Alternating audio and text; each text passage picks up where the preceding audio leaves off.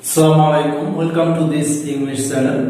I hope you are all well by the grace of Almighty Allah. Today I will discuss in details how to rearrange from the sentences. You can find the sentences. কিভাবে তুমি সেন্টেন্সগুলো খুঁজে বের করতে পারো সেই সম্পর্কে আমরা আজকে some symbols কিছু চিহ্ন you can identify from the rearrange থেকে আইডেন্টিফাই করতে পারো যে কিভাবে আমরা rearrange গুলো কমপ্লিট করতে পারি। তো অবশ্যই certainly or surely you will watch this video attentively.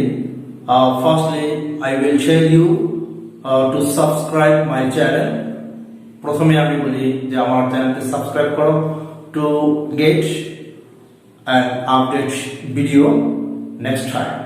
পরবর্তীতে আপডেট ভিডিও পাওয়ার জন্য অবশ্যই চ্যানেলটি সাবস্ক্রাইব করে সাথে থাকতে হবে।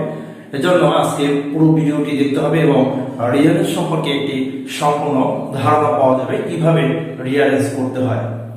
তো আমরা শুরুতেই গতকালকে বলেছিলাম যে প্রথমে আমরা যখন কোনো মানুষের জীবনী নিয়ে থাকবে লাইফ স্কেচ অথবা লাইফ স্টোরি, ফার্স্ট কিভাবে আমরা সেগুলো আইডেন্টিফাই করতে পারি এবং কোন ধরনের সেন্টেন্সগুলো থাকতে পারে সেই সম্পর্কে আমরা শুরুতেই দেখব। ওকে, লাইফ স্কেচ জীবন চিত্র। শুরুতেই আমরা first you should identify introduction such as introduction সূচনা হিসেবে you can identify name, প্রথমে নাম, পোস্ট অর পজিশন। অনেক সময় নামের পরে তাকে হয়তোবা সায়েন্টিস্ট হিসেবে বিবেচনা করা হয় অথবা তাকে একজন বিজয়ী হিসেবে মর্যাদা দেওয়া হয়, এভাবে post or position or rank. তারপরে birth place or year, birth place জন্মস্থান আর বার্থ ইয়ার জন্ম তারিখ অর ডেট, এগুলো খুঁজে বের করতে হবে। তারপরে প্যারেন্টস পিতামাতা, তারপর টার্ম অর নাম্বার সে কততম সন্তান সে বিষয়টি থাকতে পারে। তারপর নেক্সট আমরা দেখব আর্লি লাইফ। এই শব্দগুলো মাঝে মাঝে রিয়ারেঞ্জের মধ্যে দেখা যায়। Sometimes you can find or identify these words early life, childhood or boyhood. মাঝে মাঝে প্রাথমিক জীবন হিসেবে early life অথবা childhood অথবা boyhood শব্দগুলো থাকতে পারে। নেক্সট আমরা যে বিষয়টি খুঁজব স্টাডি লেভেল।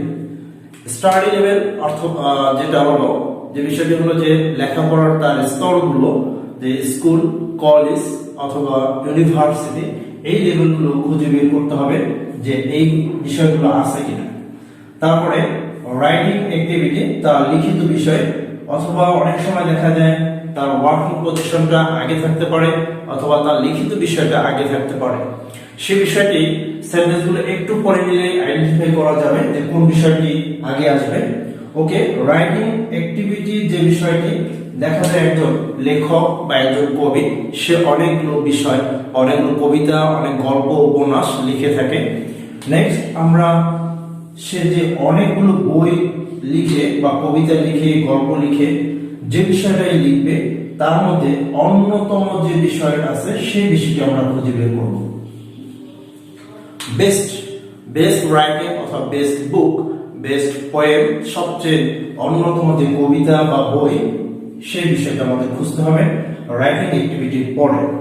নেক্সট আমাদের খুঁজতে হবে ওয়ার্কিং পজিশন, তার কর্মস্থান, কর্মসংস্থানের কোথায় সে কাজ করতেছে, কোথায় সে কখন জয়েন করলো, কখন ত্যাগ করলো, এইভাবে বিষয়গুলো চলে আসে। নেক্সট আমরা খুঁজব গেটিং অ্যাওয়ার্ড অথবা প্রাইজ, যদি সে পুরস্কার পেয়ে থাকে সেই বিষয়ে পুরস্কারের লাইনগুলো চলে আসবে, অ্যাওয়ার্ড অথবা প্রাইজ। তারপর নেক্সট ডাইট, মৃত্যুবরণের যে সেন্টেন্সগুলো থাকে, ডাইট, লাস্ট ব্রেথ অথবা ফার্স্ট আওয়ার, সে মারা গেল, শেষ নিঃশ্বাস ত্যাগ করলো অথবা মৃত্যুবরণ করলো, সেই শেষ শব্দগুলো থাকবে ডাইট, লাস্ট ব্রেথ অথবা ফার্স্ট আওয়ার। মৃত্যুবরণ করার পরেও কিছু শব্দ আমরা খুঁজে দেখব যে মানুষ তাকে স্মরণ করে তার কাজের জন্য, সেক্ষেত্রে আমরা খুঁজে দেখব স্টিল, এখনো, এভার, রিমেম্বার, সর্বদা তাকে স্মরণ করবে, নেভার ফরগেট, কখনো তাকে ভুলে যাবে না, রিমাইন্ড, তাকে পুনরায় মনে করবে। এরপরও থাকতে পারে ইয়েট, তবুও মানুষ তাকে স্মরণ করবে। আফটার হিজ ডেথ, তার মৃত্যুর পরে, you should identify this words still, ever, remember, never forget, remind or yet. অর্থাৎ তার মৃত্যুর পরে যে সেন্টেন্সগুলো আসবে, যে এখন মানুষ তাকে স্মরণ করে, কখনো ভুলে যাবে না, পুনরায় তাকে মনে করবে, তবুও মানুষ তাকে মনে করে থাকবে চিরদিন। এভাবে, অথবা ফরএভার থাকে, এভাবে শব্দগুলো দেয়া থাকে, যে শব্দগুলো জীবনে যখন থাকবে, লাইফ স্টোরি থাকবে কারণ, সেক্ষেত্রে আমরা এই বিষয়গুলো খুঁজে বের করে আমরা রিয়ালিস্টিক কমপ্লিট করতে পারবো। এরপরে আমরা আরো বিষয় দেখাবো। এরপরে দেখা যায় অনেক সময় আমরা বলেছি যে আর্টিকেলের ব্যবহার থাকে। আমরা জানি আর্টিকেল দুই প্রকার, ইনডেফিনিট এবং ডেফিনিট, এ অথবা এম, তারপরে হলো দায়ের ব্যবহার। সবসময় firstly you should identify this article, next you should identify the. প্রথমে অবশ্যই অনির্দিষ্ট আর্টিকেল খুঁজতে হবে, অনির্দিষ্ট আর্টিকেল, তারপরে খুঁজতে হবে নির্দিষ্ট আর্টিকেল, যে বিষয়টি সেটি খুঁজতে হবে। কখনোই এ এন এর পূর্বে দা ব্যবহার করা যাবে না। প্রথমে এ এন এর ব্যবহারটা আসবে 100% নিশ্চিত, তারপরে দা এর ব্যবহার আসবে। উদাহরণস্বরূপ আমরা বলতে পারি কেভ, তারপরে আমাদের খুঁজতে হবে the cave. From the relevance of Robert Bruce, Robert ব্রুসের রিয়ালেন্স থেকে আমরা দেখি যে Robert Bruce was lying in a cave, একটা কেভের মধ্যে, গুহার মধ্যে শুয়েছিল। তারপরে লাইন আসবে দা কেভ। তারপরে দেখি আমরা সেখানে লেখা ছিল স্পাইডার, সে একটা স্পাইডারকে নোটিস করলো। তারপরে আসবে পরের লাইনগুলোতে আসবে স্পাইডার, দা স্পাইডার। এখানে প্রথমেই হলো অনির্দিষ্ট আর্টিকেল এন, তারপরে আসবে দা এর ব্যবহার। আরেকটি বিষয় হলো, যখন আমরা এভাবে অনির্দিষ্ট আর্টিকেলের ব্যবহারগুলো করব, তারপরে দা এর ব্যবহার আসবে। যদি দা এর ব্যবহার না থাকে, সেক্ষেত্রে আমাদের প্রোনাউন চলে আসবে। কখনো যদি এ ম্যান লেখা থাকে, সেক্ষেত্রে দা ম্যান হতে পারে, অথবা সেই মানুষটির ক্ষেত্রে পুরুষ হলে হি, যদি নারী হয় তাহলে শি। এখানে বস্তু বা প্রাণী, সেক্ষেত্রে ইট ব্যবহার করতে হবে। নাউন, নাউনের পরে আমাদের খুঁজতে হবে প্রোনাউন, অথবা এ এন অনির্দিষ্ট আর্টিকেল, তারপরে খুঁজতে হবে নির্দিষ্ট আর্টিকেল, তারপরে অর্থাৎ এ এন এর পরে দা এর ব্যবহারটা চলে আসবে, অথবা এ এন এর পরে আমাদের খুঁজতে হবে পুরুষ হলে হি, নারী হলে শি, এবং বস্তু বা প্রাণী হলে ইট। যখন বহুবচন বোঝানো হবে, তখন আমাদের খুঁজতে হবে দে। সেক্ষেত্রে প্লুরাল, ব্যক্তি হোক বস্তু হোক, আমাদেরকে দে খুঁজে বের করতে হবে, যে টু মেন, তারপর আমাদের আসবে দে। দ্য অফিসিয়ালস অথবা দ্য অফিসার্স, কর্মকর্তারা, সেক্ষেত্রে প্রথমটায় নাম, নামের পরে আসবে, পরের সেন্টেন্স গুলোতে প্রোনাউন হিসেবে দে আসবে। তো আমরা আর্টিকেলের বিষয়টি বুঝতে পারলাম, তারপরে নাউন বা প্রোনাউনের বিষয়টি বুঝতে পারলাম। খুব সহজেই আমরা এগুলো আইডেন্টিফাই করে নিতে পারবো রিয়ালেন্স থেকে। মাঝখান থেকে এভাবে আমরা খুঁজে বের করে রিয়ালিস্টিক কমপ্লিট করতে পারবো।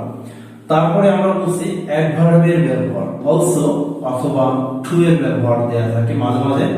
তো আমরা এগুলো যখন একই রকমের সেন্টেন্স হয়, for example he is a good man, অন্য কোথাও অথবা অর্থাৎ অন্য কোনো সেন্টেন্সে আমরা দেখতে পারবো he is also an honest man.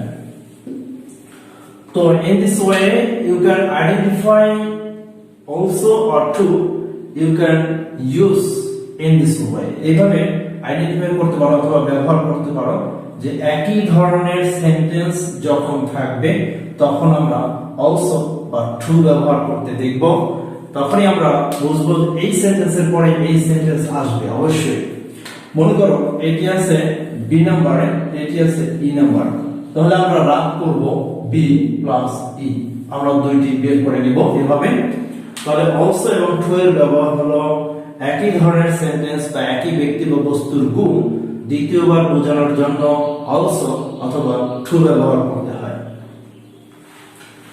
Next আমরা দেখব একটি কনফিউজড ওয়ার্ড যে but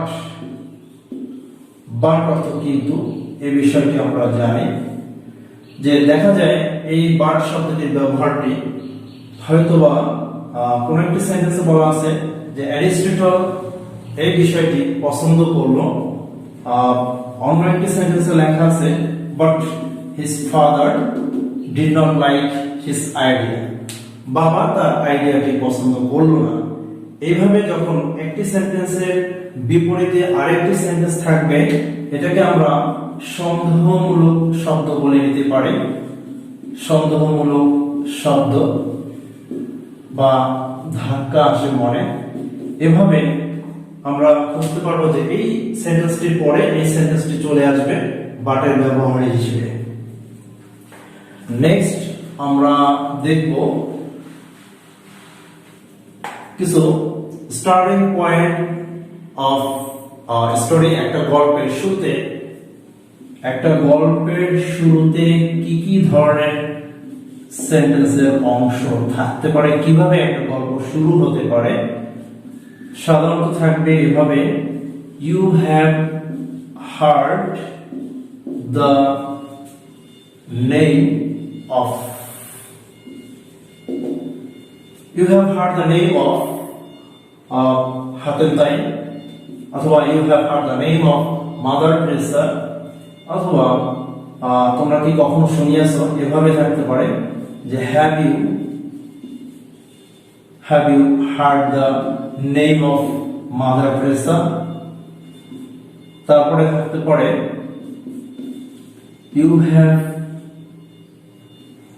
you might have heard the name of Mother Teresa you might have heard the name of Mother Teresa তোমরা মাদার তেরেসার নাম শুনিয়ে থাকবে তারপরে থাকতে পারে once দিয়ে শুরুতে once upon a time তারপরে there was অথবা there were there lived এভাবে থাকতে পারে শুরুতে যে শুরুতে কোন একটা গল্পের শুরুতে এভাবে থাকতে পারে starting point of a story you have heard the name of have you heard the name of you might have heard the name of once upon a time there was there were there lived এভাবে গল্পের শুরু হতে পারে তারপরে থাকতে পারে do you know about যে কোনো ব্যক্তির নাম সম্পর্কে থাকবে do you know about Nelson Mandela তো এভাবে নামগুলো থাকতে পারে এভাবে আমরা শুরুতেই starting point of a story একটা স্টোরি শুরুতে এই সেন্টেন্সগুলো খুঁজে বের করে নিতে পারি নেক্সট আমরা যে বিষয়গুলো খুঁজতে পারি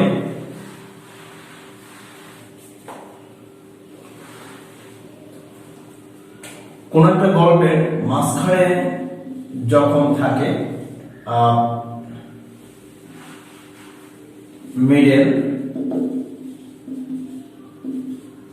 মিডল পয়েন্ট কোন একটা গল্পের মাঝখানে যখন আরেকটি গল্প আরেকটি ধাপ শুরু হয় সেক্ষেত্রে আমরা দেখি প্রায় ওয়ান মিনিট অথবা ওয়ান্স এভাবে স্টোরির মধ্যে অর্থাৎ রিয়ারেঞ্জের মধ্যে যখন অন্য একটি পার্ট শুরু হয় অন্য একটি পার্ট যখন শুরু হয় মাঝখানে, মধ্যখানে যেটাকে বলে আমরা, মাঝখানে যখন শুরু হয় সেক্ষেত্রে ওয়ান ডে অথবা ওয়ান্স দেয়া থাকবে। এটা দেখে আমরা সহজেই মাঝখানের পার্টি, মাঝের পার্টি খুঁজে বের করতে পারবো। তারপরে আমরা অনেক সময় দেখি হিয়ার বা দেয়ার এই শব্দ দেয়া থাকে। এই শব্দগুলো স্থান ইন্ডিকেট করে। যদি আমি বলি যে আই ওয়েন্ট টু ঢাকা, আমি ঢাকায় গিয়েছিলাম, তো এর পরের সেন্টেন্স আমরা কিভাবে খুঁজবো? হতে পারে শুরুতে হতে পারে দেয়ার, সেখানে, অথবা লাস্টে সেন্টেন্সের কোন একটা সেন্টেন্সের লাস্টেও হতে পারে সেখানে। আই মেট মাই আঙ্কেল, আমি আমার আঙ্কেলের সাথে সাক্ষাৎ করলাম, দেয়ার, সেখানে। তো এভাবে স্থান ইন্ডিকেট করার জন্য and for this here or there is used, here অথবা there ব্যবহার করা হয় for a place, একটা স্থানের জন্য। সেক্ষেত্রে আমরা স্থানের পরে here বা there খুঁজে বসাতে পারবো। তারপরে লাস্ট পয়েন্ট শেষ, অথবা যেটাকে আমরা বলি এন্ডিং পয়েন্ট, শেষের যে বিষয়গুলো থাকে ওখানে, যেমন একটু আগে আমরা ওখানে দেখিয়েছি যে ডাইড, মৃত্যুবরণের যে লাইনটি, অথবা পাস্ট আওয়ে, মৃত্যুবরণ করলো, অথবা last breath, BRETHED, last breath, অথবা went away from the world, চিরদিনের জন্য ত্যাগ করলো। তো এভাবে মৃত্যুবরণের লাইনটি আমরা যখন মৃত্যুবরণ করবে সেক্ষেত্রে মৃত্যুবরণের লাইনটি ডাইড, ফার্স্ট আওয়ে, লাস্ট ব্রেথ, এভাবে আমরা খুঁজে শেষ সেন্টেন্সটি খুঁজে বের করতে পারবো। মৃত্যুর পরে সেন্টেন্স যে মানুষ স্মরণ করা, মনে করা, সেক্ষেত্রে শুরুতে স্টিল থাকবে, যে এখনো মানুষ তাকে স্মরণ করে, অথবা ইয়েট, তবুও মানুষ তাকে স্মরণ করে। এক্ষেত্রে সেন্টেন্সের মাঝে থাকতে পারে রিমাইন্ড, পুনরায় মনে করবে, অথবা থাকতে পারে যে পিপল এভার রিমেম্বার, চিরদিন সর্বদা স্মরণ করবে, অথবা সেন্টেন্সের শেষে থাকতে পারে ফর এভার, অথবা সেন্টেন্সের মাঝখানে থাকতে পারে নেভার ফরগেট, কখনো ভুলে যাবে না। এভাবে after his death you can identify these words to complete the realness: still, yet, ever, remember, remind, or last. At the end of a sentence, last, forever, never forget in the middle of a sentence. তো এগুলো সেন্টেন্সের শুরুতে, মাঝখানে এবং শেষে আমরা খুঁজে দেখতে পারি। সেক্ষেত্রে মৃত্যুর পরের সেন্টেন্সটি হবে এগুলো দিয়ে। এভাবে আমরা রিয়ালিস্টিক সহজেই খুঁজে করতে পারি। আরো একটি বিষয় এখানে আমরা বলবো যে asking and answering point. Asking and answering point খুব গুরুত্বপূর্ণ একটি বিষয়। যখন কোনো ব্যক্তির কাছে যখন যায়, অন্য ব্যক্তিদের কাছে, গো অথবা কাম, গো ওয়েন্ট অথবা কাম কেম, যখন কোনো ব্যক্তি অন্য কোনো ব্যক্তির কাছে যায় বা আসে, সেক্ষেত্রে এখানে একটি সেন্টেন্স, এই সেন্টেন্সের পরে, আসার পরে কি করবে? প্রশ্ন করবে। নাম্বার 1, প্রশ্ন করবে অথবা কথা বলবে। দুইটি বিষয়, যাওয়ার পরে দুইটি বিষয়ের একটি হবে, দুইটির একটি, হয় প্রশ্ন করবে না হয় কথা বলবে। যদি প্রশ্ন করে সেক্ষেত্রে আসবে আস্ক বা আস্কড, আর যখন কথা বলবে সেক্ষেত্রে আসবে টেল বা টোল্ড বা স্পিক বা স্পোক, এগুলো আসবে। তারপরে টক অথবা টট, কথা বলো, এভাবে শব্দগুলো চলে আসবে এই সেন্টেন্সের পরে যদি কথা বলে সেক্ষেত্রে। আর যদি প্রশ্ন করেন, প্রশ্ন করলে আস্কড, 1 2, প্রশ্ন করলে উত্তর। উত্তর যে শব্দগুলো চলে আসে অ্যানসার্ড, সেড, তারপরে টোল্ড অথবা রিপ্লাইড, এই সকল শব্দগুলো চলে আসবে। তাহলে এই সেন্টেন্সটা শুরুতে যদি মনে করি আমরা এই বিষয়টি আছে এফ, এটি আছে বি, তারপরে এটি থাকতে পারে ডি, তাহলে আমাদের রাফ হবে এফ বি ডি। এভাবে আমরা রাফ করে মাঝখান থেকে রিয়ারেঞ্জে বের করে নিয়ে পুরো রিয়ারেঞ্জটি করতে পারবো। তো কোনো ব্যক্তি যখন অন্য কোনো ব্যক্তির কাছে যায় বা আসে সেক্ষেত্রে কাম, কেম, গো, ওয়েন্ট এগুলো থাকবে। তারপরে আসবে হয় কথা বলে, না হয় প্রশ্ন করে। যদি কথা বলে তাহলে দুইটি সেন্টেন্স পাশাপাশি আসবে, আর যখন প্রশ্ন করবে প্রশ্ন করার পরে উত্তর আসবে, তাহলে এখানে পাশাপাশি হবে 3টি সেন্টেন্স।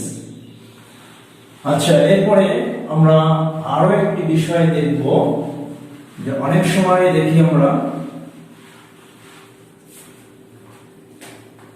যখন কথা বলে বড় কিছু, তখন দেখা যায় ইনভার্টেড কমা দেওয়া থাকে একটি সেন্টেন্সে, হয়তোবা এই সেন্টেন্সটি আছে বি নম্বরে। আমরা অন্য একটি সেন্টেন্সে দেখি সেখানে আবার দেওয়া আছে ইনভার্টেড কমা। তো এজন্য যদি দেখা যায় এরকম ইনভার্টেড কমা দেওয়া থাকে তাহলে এই সেন্টেন্সটি পড়তে হবে। দেখা যায় পরের সেন্টেন্সটি ইনভার্টেড কমা দেওয়া থাকতে পারে, তাহলে আমরা এটাকে সিরিয়াল করে নেব, বি এর পরে ই অথবা ই এর পরে বি, এভাবে সিরিয়াল করে আমরা রাফ করে নিতে পারি। এটাকে আমরা মোটামুটি খুব সুন্দরভাবে রিয়ারেঞ্জের টেকনিকগুলো দেখালাম। যদি ভিডিওটি ভালো লাগে অবশ্যই চ্যানেলটি সাবস্ক্রাইব করে সাথে থাকতে হবে এবং লাইক করবে। তারপরে পরবর্তী ভিডিও যাতে পাওয়া যায় সেজন্য অবশ্যই চ্যানেলের সাথে থাকতে হবে। Thank you all.